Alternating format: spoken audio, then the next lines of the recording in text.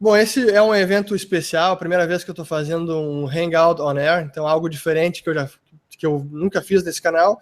E hoje o que eu quero fazer é falar sobre a Bitwage. Para isso eu tenho dois convidados especiais, o Jonathan Chester, que é o presidente e fundador da Bitwage, e o Fabiano Dias, que é o Head of Operations da América Latina, então é responsável por todas as operações aqui na América Latina. E acho que para começar, eu queria convidar o Fabiano a falar um pouco sobre o que é a Bitwage, o que ela faz, a que ela se propõe, qual é o problema que ela resolve. E aí depois a gente vai continuar a conversa em inglês, porque vai ficar mais natural, e aí vamos falar sobre um pouco mais assuntos aí sobre a Bitwage e o mundo do Bitcoin em geral. Então, primeiro, obrigado pela presença dos dois. Thank you, Jonathan, for accepting my invitation. Thank you, Fabiano. E, Fabiano, então, a palavra está contigo. Explica um pouquinho como é que é, o que faz a Bitwage. Legal, Fernando, obrigado aí pelo espaço também.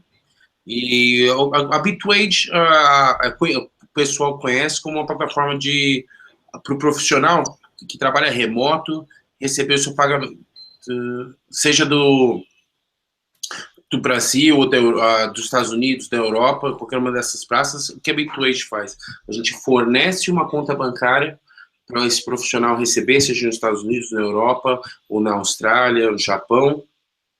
E o empregador só precisa fazer uma transferência, não precisa fazer conta especial em lugar algum, ele só realiza uma transferência bancária normal e a gente roteia esse dinheiro para a conta do profissional, utilizando Bitcoin, e no mesmo dia ou no dia seguinte o pagamento. E o pagamento, eu sei até, eu falo não apenas como entusiasta da empresa e como alguém que acredita nessa tecnologia, mas também como consumidor. Eu já usei o serviço da Bitwage para um trabalho que eu realizei para uma empresa no exterior, de ensino, de educação, e para mim foi a melhor maneira de conseguir receber como um freelancer, receber de fora, foi usando o serviço da Bitwage. Então eu lembro que o Bitwage, eu como freelancer, eu posso escolher receber tanto na minha moeda local como em Bitcoin, certo? Perfeito. Você pode receber, na verdade, você tem uma gama de aí você tem ainda o Cloud Saves, né? A gente tem integrado um sistema de Cloud Saves, então você pode receber até em euro, em dólares, mais de 30 moedas como opção, até em outras criptos também. Ah, com outras criptos também? Que interessante, não sabia. A demanda é pequena, né? Mas tem a opção. Legal. E é interessante também do ponto de vista não apenas do freelancer que quer receber rapidamente, por quem está pagando no exterior, mas até para o pagador, né? Porque eu lembro que o sistema, para quem realiza pagamentos, por exemplo, uma empresa que contrata, uma empresa de software ou de marketing, de TI, que contrata profissionais em diversas praças, diversas jurisdições.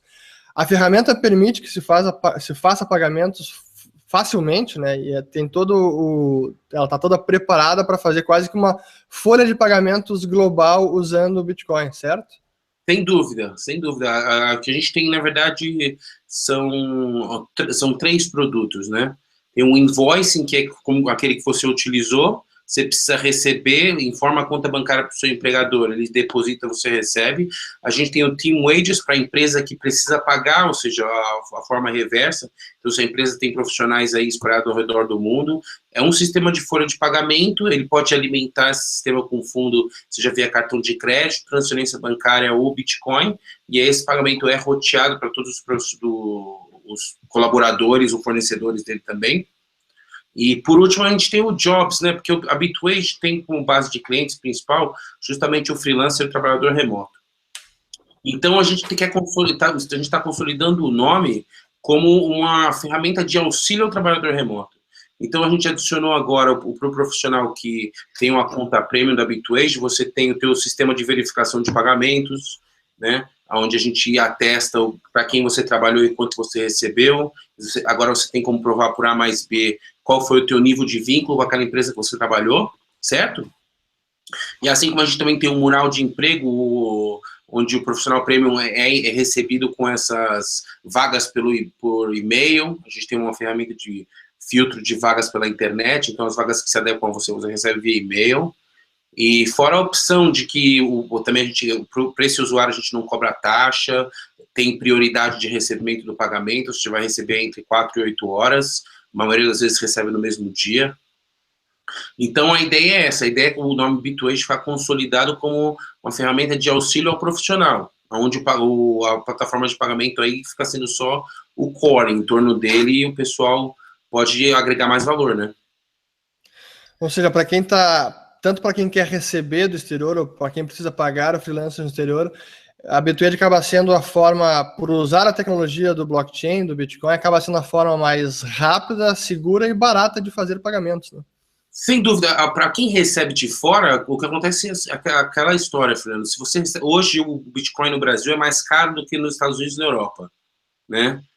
Chega agora por causa dessa insegurança política, a diferença está aqui em torno de uns 15, 20%. Então quem recebe aqui, recebe o dólar hoje, o dólar está com 3,35. Mais ou menos isso foi. Quem está recebendo via Bitwage está recebendo dólar a 3,80, 3,85. Nossa. Então é muito coisas mais do nosso Brasil. Sim, mas em geral geralmente, por via de regra, boa parte do mês o Bitcoin está 5 a 10% mais alto. Então acaba sendo a forma mais barata e mais rápida de receber hoje. Legal. Sim. Okay, so now we can switch to English, so Jonathan can understand a little bit more. I think he's trying to learn Portuguese, but I think it's restricted to bom dia, tudo bom, right? No, I can also say obrigado and saúde. Perfect. Yeah, very important words.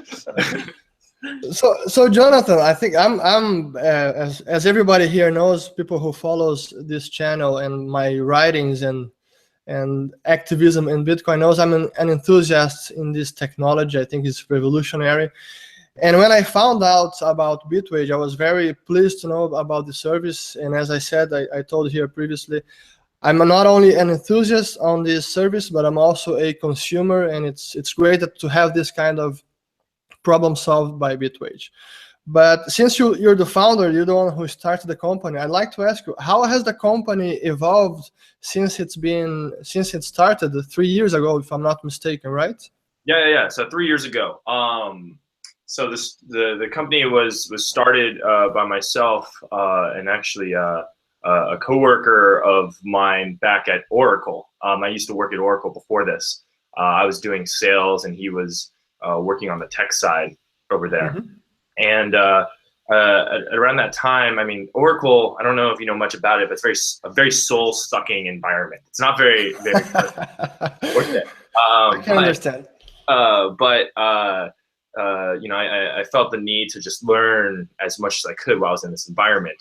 And during this time, I came across Bitcoin, which this was like the middle of 2013. It was right before the price shot up the first time to over $1,000. And I became very fascinated by the socioeconomic impacts, being able to help people that are unbanked and help people who are getting taken advantage of in the banking sectors, as well, or by the banking sectors rather, as well as the efficiency element, which allows you to move funds faster and cheaper. And so became fascinated, spent a month just going deep into this rabbit hole. I came back out of it, and I was this obsessed Bitcoin guy. I'm sure you can relate to this. Of course, I can. It's a similar experience here. Yeah. So at the time, now I'm at Oracle. I'm this obsessed Bitcoin guy. I'm always telling people, Bitcoin, you got to buy Bitcoin. You got to buy Bitcoin. And during this time, when I was saying this, the price was just rising like crazy, you know, until it get to $1,000. And so I felt very, very confident in my pushing of the technology. You know, I may have had some friends buy at $1,000, and then, you know, the price crashed and they sold at like 400. So they were a little upset about that. We're still friends, but needless to say, you know, I kept pushing forward, and because I was so vocal about my love for Bitcoin, I ended up getting connected with my my soon-to-be partner, and basically we both were connected for our love of Bitcoin. And when we were connected, we were like, okay, what can we do with this technology that's not being addressed?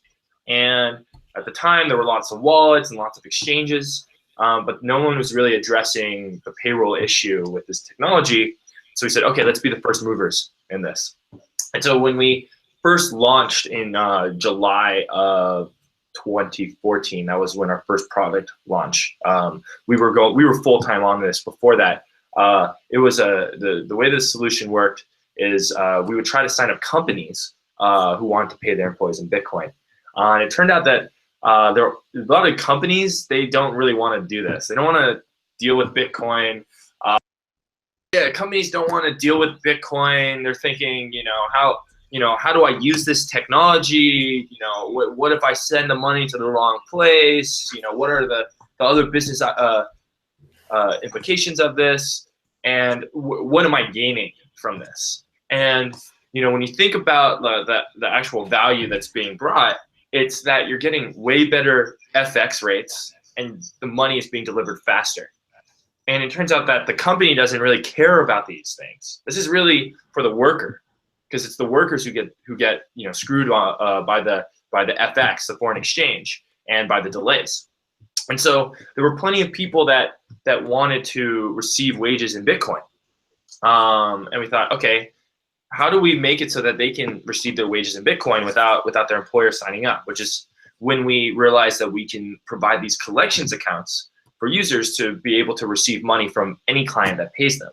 And as a result, we now have workers getting paid by Google, Facebook, Yahoo, GE, Philips, the United Nations, the World Health Organization, Upwork, Freelancer, TopDol, the These US are all Navy. companies using Bitwage service. What? These are all the companies using Bitwage service to pay their employees. So all these companies are paying through Bitwage, yes. But our customers are the workers, right? So we onboard the people who are receiving the funds, and they are working with these large corporations and organizations who will pay through us because it's simple, it's easy. And so we first started when we released that product as a domestic product in the US for people who wanted to look at Bitcoin as an investment. So they get like 10, 20, 50% of their wage in Bitcoin. And then people started using it internationally. And we realized that these people who were doing 100% of their wages in Bitcoin to get their money faster and cheaper, this is where we should be going. This is where we should be targeting. And so we spent a lot of time trying to figure out where should we target. The way that we did this is we partnered with exchanges all over the world, and we do co-marketing campaigns. And at one point, I was talking to one of our friends, Rodrigo Souza, who is part of Foxbit, one of the major Bitcoin exchanges in Brazil. We did a co-marketing campaign, and it was explosive, right? In one day, our user growth grew like 1%, and it led this one video that we did together led to $250,000 moving through the platform. That's when I joined Bitwage. Yeah, exactly. So we realized, wow, this is where we need to go. We should figure out why Brazil is such an interesting market, why people are using it. Turns out, I'm sure Fabiano mentioned when he was talking in Portuguese, although I'm not 100% sure because I couldn't understand. But it's because there's such long delays, up to 2 weeks on the payments to Brazil, and the fees can be up to 10%. And to just change that to a same next day process with fees, anywhere from 1% to better than the mid-market rates, right? People realize the value of this. And so we're like, okay, now I don't speak Portuguese and I don't know anything about Brazil. How do we go about entering this market? And again, our friend Rodrigo Souza connected us with Fabiano, and he's been pretty great in all his operations. And we started pushing through Brazil, and now Brazil is like half of our volume, and wow. That's basically a lot of Fabiano's doing. And we've done, just to put this into perspective, we've done $20 million of transactions to date. And we've got almost 12,000 users now. 12,000 and 20 million transactions just today? No. To date. Ah, to date. Okay. Yeah. Oh man, today that would be great. Gold is the money right now. Oh my god. Yeah, the chair would be made out of gold if that was the case. But yeah, no, I mean it's still pretty good, pretty impressive. We're making revenue, and we're cash flow positive at this point. And interestingly, for improving this product, the next few upgrades that we're building out, we just released this in Europe, where you can have a unique IBAN number, bank account number, for each user. So instead of having like a pooled account, every single user who's receiving wages from European clients gets a unique number, which, the main value of this is that it helps with our matching system. And it basically means that there's less hassle to get the money to you, which means the money's going to get to you faster. Just to emphasize this point, this is a problem of the legacy banking system. Oh yeah. I mean, it's a total problem of the legacy banking system. It's not really easy to offer this kind of service. And when you think about like why the cost and the delay are so high, in reality, a lot of it actually has to do with oligopolies that exist, right? There's only a few banks that have the power to do foreign exchange. And so they know that. And they're like, okay, well, if you're forced to go through me, I'm just going to take 5%, and just sort of laugh at you as they do it. And I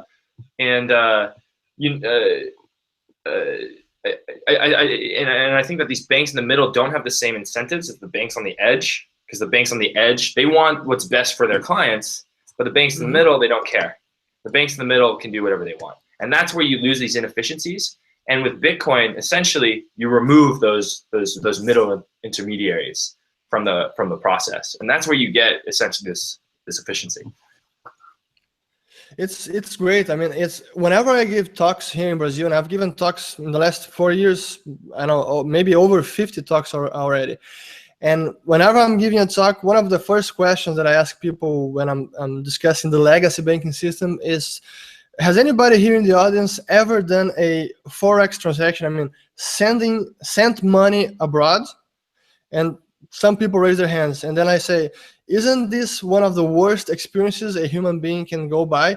Because it's a hassle. It takes a long time. I mean, if nothing goes wrong with the Swift message, because if you miss a space or you put an extra space, then your money can stay in the limbo for over a week or sometimes 3 weeks. And nobody in the bank here, the sending bank, nobody can say what's going wrong, what's gone wrong. And on the other end, also nobody can say what's wrong with the message. And then you have no idea where your money is, because of all this hustle in the legacy banking system, the problem with the Swift messaging as well. And as you said, sometimes it costs over $50 to do any kind of sum, so any kind of transfer abroad. $50. It takes days, and it can take over a week. So it's a nightmare actually to send money abroad. It's a nightmare from any country to any country. It's a nightmare, especially if you're someone who has to receive some sporadic payments or has to send sporadic payments, and the volume are not so relevant. And it's crazy, right? Because if you don't know how these international wires work, they go through this system called the correspondent banking system. So essentially, banks have bank accounts with each other, and they move money by moving money into one bank account into the correspondent account, and then the other bank sees that and then moves it to the next thing. And if you're going internationally, you basically have like 5-6 different banks, right? So you have 2 banks in the end. This bank knows that the money needs to get to the last bank, and the last bank knows that the money is coming from the first bank. But sometimes the banks on the edges won't know who are the intermediaries in the middle. And if there's an issue on the IBAN, this guy doesn't know where the money is. This guy doesn't know where the money is. And so they're like calling their partners, who have to then call their partners to figure out what the hell happened to the money. And because of time differences, it's like a day to call one person, and then they it's a voicemail, and they pick it up the next day. They call the next person. It's a total mess. I had one of the worst experiences in my life. I used to live in Dubai. From 2008 to 2009, I lived in Dubai, so almost 2 years. And I left Dubai to go to Madrid in Spain to do an Austrian master's in economics, so Austrian economics master's. And almost all of my savings was in HSBC, and I had to transfer my savings to a Lloyd's bank account I opened up in Gibraltar. And because one of the guys in Dubai, the guys writing the message, he wrote something wrong. So one number was mistaken, one number of the IBAN number or the SWIFT code. I don't know. It was either the IBAN or the SWIFT code, but it was wrong anyway. And because, just as you said, because of the time differences, so Spain and Dubai, I think was 5-hour difference or 4-hour difference. My daily routine for the first 2 to 3 weeks was calling the guys back in HSBC in Dubai to understand what had gone wrong, and then calling the guys in Lloyd's Bank, and nobody could tell me what had gone wrong. It came to a point that all my emails exchange, I completely gave up, and I wrote everything in caps lock, so everything was caps locks, and I used for every single sentence over, I don't know, 10 or 20 exclamation points, because I was going insane. It was all my money that I had to live in Spain. I couldn't reach my money. It was terrible. So as I said, it's a complete mess. And what's even worse is that, you know, if the systems are not automated enough, it might not even be your mistake, right? I mean, sometimes you might put in the IBAN number wrong. If you do that, I mean, you know, sometimes you have to live with the consequences. It's, you know, delay is better than not, you know, money going to the wrong place. But if you get it right and your banker puts it in wrong and you have to deal with a month delay, that's, you know, obviously there's something wrong with the system where the people who are servicing you, when they mess up, you lose a month of access to your money, and thus maybe the services that you needed to get with it. Exactly. Yeah. So something you mentioned about during the past 3 years of track record in Bitwage, you mentioned that many large companies are already using the service. Perhaps they don't even know they are using it, but they are using Bitcoin in the end, like Google or who else you said a large company? So it was Google? Yeah, so the Google, Facebook, Yahoo, right? But not just companies, right? You have like these government organizations, right? Like this is something. Yeah, I mentioned to you prior to going live here. I mentioned to you I read something about the U.S. Marine Corps using Bitwage, and this is something that surprised me. And here just me perhaps divagating here. This is something that it's really amazing how when people will start knowing about Bitcoin, one of the first things they say, especially economists, but they say, well, nobody accepts Bitcoin, nobody's using Bitcoin, just a few people.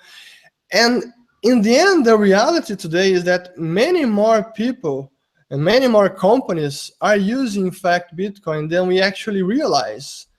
And in some cases, even the US government are using Bitcoin, and then perhaps they don't even realize. So if you can tell us about this case of the US Marine Corps using Bitcoin, it would be great. I mean, it's pretty interesting, right? A lot of people often talk about, you know, in the future, there's going to be a world where Bitcoin is used underneath the scenes, and no one, and people may not even realize that it's the backbone to these payment systems. And I think that this is exactly what's happening in these scenarios where these large enterprises are getting the benefits of leveraging the benefits of Bitcoin without even realizing it.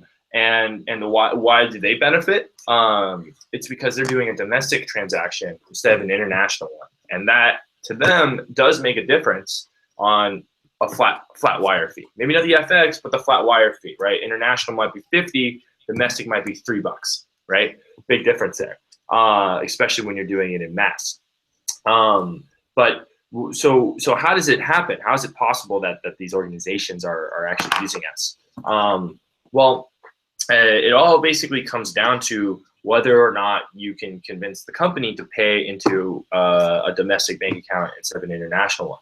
So if you like sort of sit back and think about the scenario of what's happening is, let's say you work at the U.S. Navy, and you know, you're stationed in Europe or Mexico or, you know, somewhere abroad, and instead of providing them with a European bank account, you provide them with a U.S. bank account, and that U.S. bank account, for the Navy, they look at it and they're like, okay, I mean, there's nothing too wrong with this, so I'll pay into it, and it's easy. And then the money gets converted to Bitcoin, and then sends wherever it needs to be sent.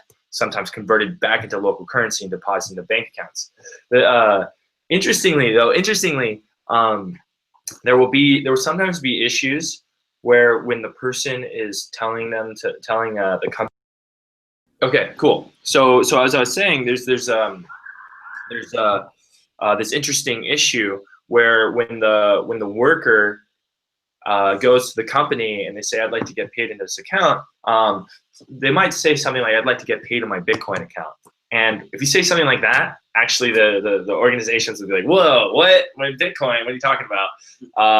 And it becomes much more of a struggle. Versus if you just say, pay into my US account, you know, I have this account for collecting my funds, it's fairly easy and clockwork. And you can get basically anyone from a government organization like the United Nations to freelance marketplaces to enterprises. That's the beauty of the technology. Oh yeah. I don't understand why systems like this haven't been developed sooner, right? You'd think that you know there are other fintech companies, right, like PayPal, right, that exist, but they require the person who's paying the money to sign up, and that's why you don't see, you know, these large companies like Google and Facebook and Yahoo signing up to this stuff, because their advantage is not high enough for moving to have to change their entire payment system or their entire payroll system, and that's why people don't get paid by like PayPal or TransferWise when they work for these companies. And so, you know, essentially what we've done is we've replicated the banking wire transfer model and then injected a Bitcoin transaction into the mix, which, you know, turns it from an ancient system to a modern one. Perfect. But I want to ask you guys, why are you guys in Prague or in Europe? I think I hear you've been there for the last week or so, right? Yeah. So to answer that, you got to take a step back and understand why we're in Europe. And this year I've been living here for maybe 2 months altogether now. And we basically have a base of operations in France currently. So I'm living in Paris. And the reason for this, we just received a grant from BPI France, which is basically a wholly owned investment bank, wholly owned by the French government. And so we got a grant from the French government essentially, and it was part of this competition called the French Tech Ticket. And so while we're here in Europe to expand our European operations and make it easier for people to receive money from Europe, which is important for Brazil and also important for like the Eastern Western European corridors, which we're breaking into, part of the reason why we're in Prague. But most interestingly to the French government is the connection between Francophone Africa and France. What we basically said is what we're doing in Latin America with like Brazil and Mexico and Argentina, with the United States, we want to replicate this model with France and Francophone Africa. So like Morocco, Mali, Senegal, Ivory Coast. And I think we see there's a big opportunity there.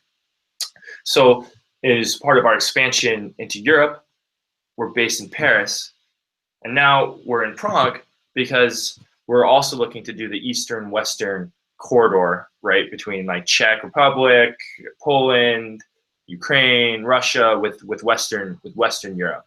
And so we're here at a conference, which I just spoke at. I had a 20-minute presentation, and Fabiano and I were both there, building relationships across the eastern borders of Europe. That's great. I mean, first of all, congratulations for the grant, for winning this grant. It's really amazing, and to see the company evolving, progressing, and have this kind of incentive. This is really spectacular. Just congratulations to you guys. Thank you. Thanks. Mm-hmm. And let me ask you something. What's your vision for the future? So how it's always a tough question to ask, but I think it's worth trying to dwell on it and trying to reflect on this. But what's your vision for the future? How do you see the company in the next years? Is there any major plan or something that you can tell us here, if it's not something confidential yet? Yeah. So I can tell you sort of where our minds are at, and there hasn't been really final decisions on the tactics per se, but the strategy is there. And basically, the idea is right now we work with workers, freelancers, dev shops, services companies who are working with clients across borders. And so this puts us in a very unique position because we have a lot of knowledge, not just in payments, but in worker company relationships. And there's two ways that one can go about this, right? One is you can become a general Bitcoin payment play, right? And start doing remittances and other kinds of payments like that.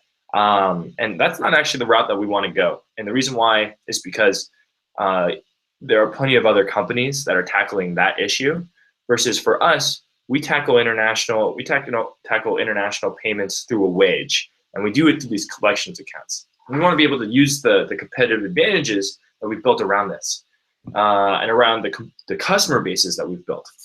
And we're realizing that if we build value for our customer base, more value, then we can make the product really spectacular and strong. And so we were thinking, okay, so payments is obviously one of the biggest issues that people have, but where else does a worker have issues? And we're realizing that it has to do with work and finding work, getting work, And so the idea is that we want to help build a platform that will help the workers actually get work. So you almost have like a one-stop shop for obtaining quality work and getting paid for that work faster and cheaper than you ever can before. And so there's several ways that we're looking about doing this. One that we're looking at it is through payment reputation. So by getting paid through our service, there's basically statistics around you as a worker. And so the idea is that we can help vet workers based off of these statistics, determine who are sort of like the creme of the crop, and then work with these creme of the crop to get them jobs with companies through our connections in Silicon Valley and Paris. Yeah, like recently we had in Brazil, like Fernando is aware that case of a person like was doing personal marketing, and then she would say on TV that she worked for Google, and then in the end they found out that she had just an internship, summer internship, not even paid. So she didn't really work for Google, and like with platforms like ours that she could prove, if that was true, like her level of relationship with the company she worked for. So this is I'd say a grand vision or a bolder vision for the company, right? Yeah, I mean, it's pretty. I think it's pretty big because I think that helping workers to actually find work, especially across borders, is a really large issue. And the two main issues that you have to get across when doing cross-border work is besides figuring out the payment situation, is around language and is around the trust of actually being able to get a company to trust you, right?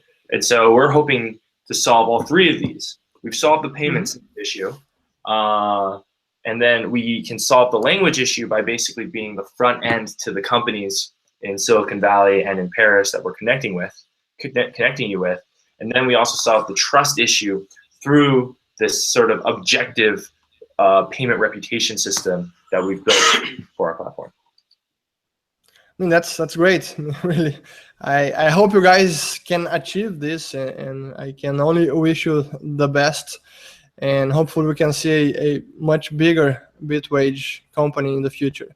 And perhaps one just final issue we can discuss, and I know this is a thorny issue in the Bitcoin space.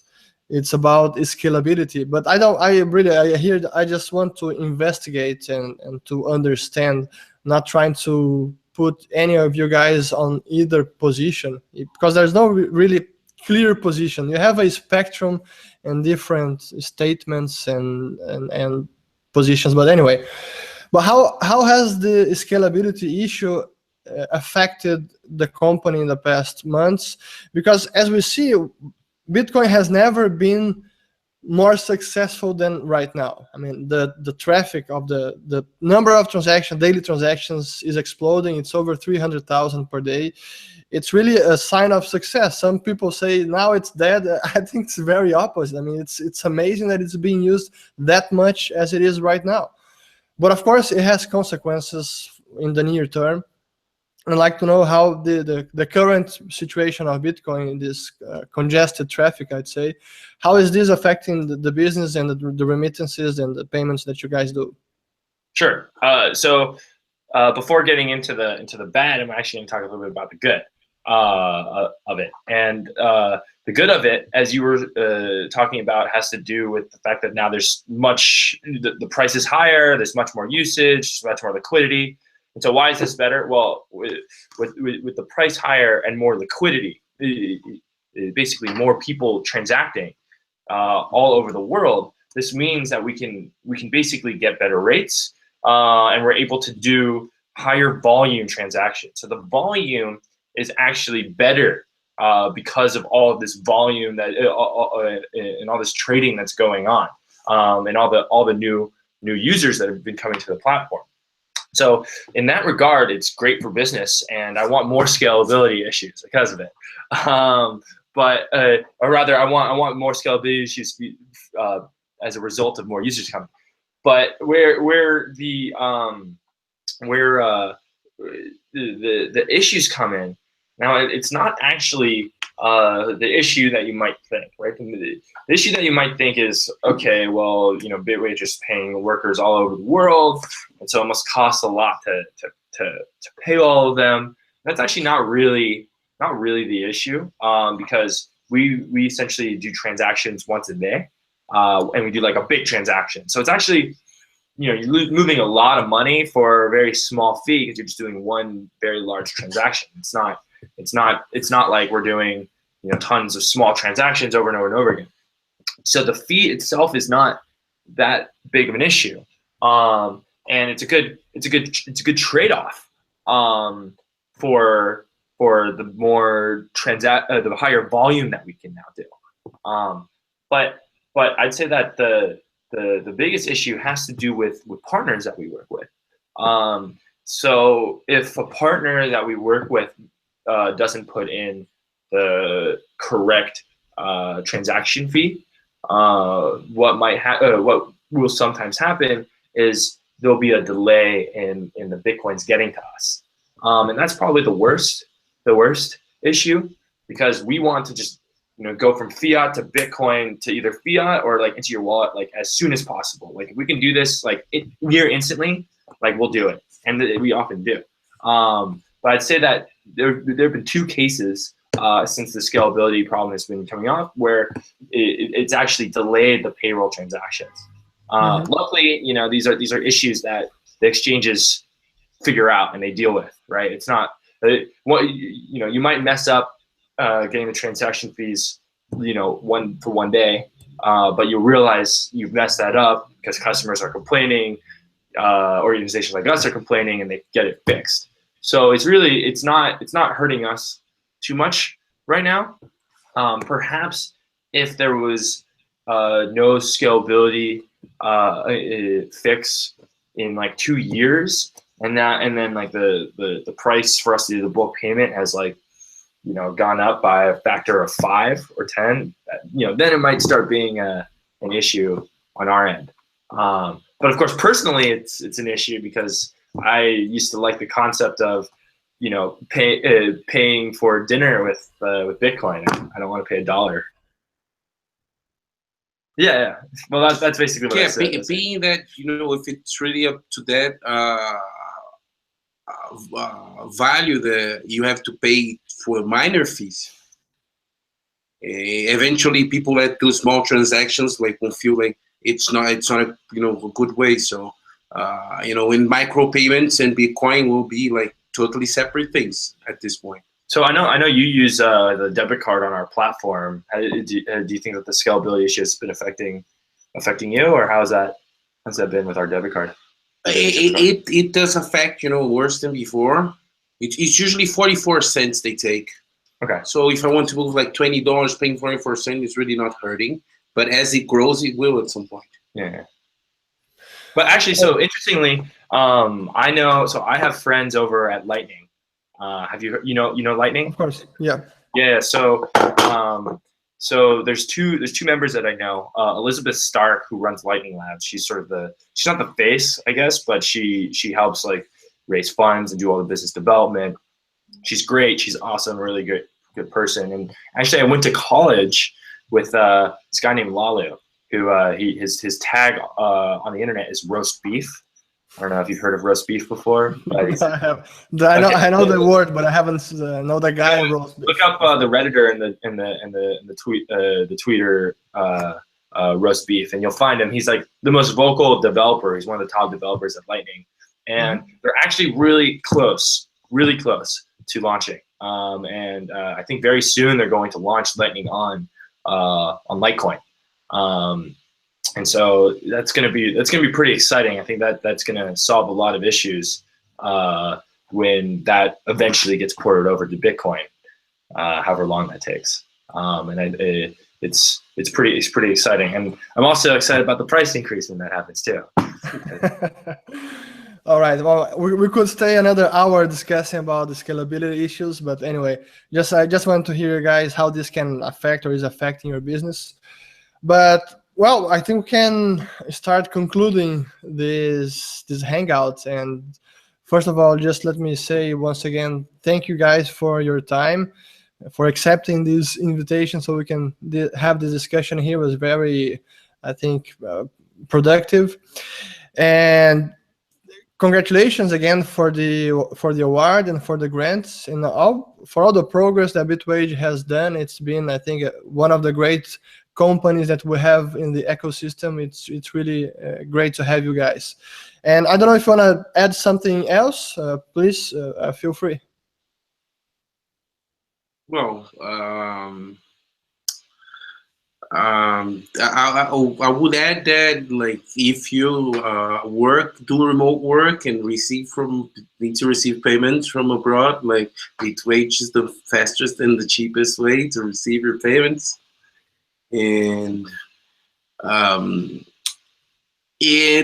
like, keep checking for oops, and you can say if you want to say in Portuguese, don't worry, you can say in Portuguese as well. In Portuguese you prefer? Yeah. No, perhaps your final words you can say in Portuguese. Talvez. Então, a gente está, como a gente falou aqui, Fernando, consolidando como uma ferramenta de auxílio ao profissional remoto. Que tem muito profissional hoje no Brasil que tem nível para trabalhar, que tem como trabalhar a nível global, não o faz, às vezes pela barreira da língua, muitas vezes por incapacidade, algumas só por insegurança.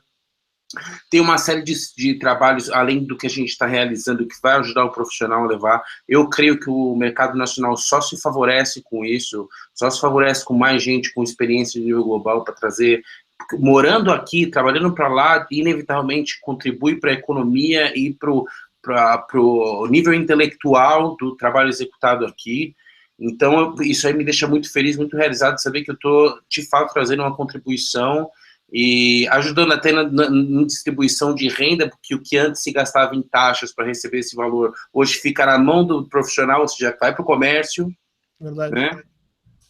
Então, acho que é isso. Eu acho que quanto mais gente aderir ao sistema, por isso que eu sou realizado, sou feliz com o que eu faço, porque eu sei que eu estou ajudando as pessoas, que eu estou agregando valor em operação, que eu estou, de fato, entendeu? Solucionando um problema, usando a ferramenta da melhor forma possível para solucionar um problema que antes era um bicho de 7 cabeças, que nem se mencionou, e hoje é uma conta pela internet, 2 dias de aprovação.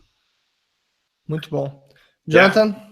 Yeah, I guess thank you for having us on the show. You know, we're very happy to be here as well. I guess some logistics, right? If you want to find our website, it's www.bitwage.com. We're one of the ones with the .com, not a .io or a .co or any of that other stuff. And actually, we have a bitwage.com .br as well. So go check it out. We've got awesome customer support. You'll see this guy talking to you over the line. He's got a pretty face. Come check us out. We're happy to work with everyone. Great. So again, thank you guys, and I wish you all the best. E então, só para acabar, eu vou botar depois na descrição do vídeo, tem todos os links aqui para quem quiser saber mais informações, o bitwage.com.br, e mais outros artigos ou fontes que sejam bastante interessantes aqui e pertinentes para esse show. Então, mais uma vez, obrigado e espero que tenham gostado dessa conversa. Até a próxima. Obrigado.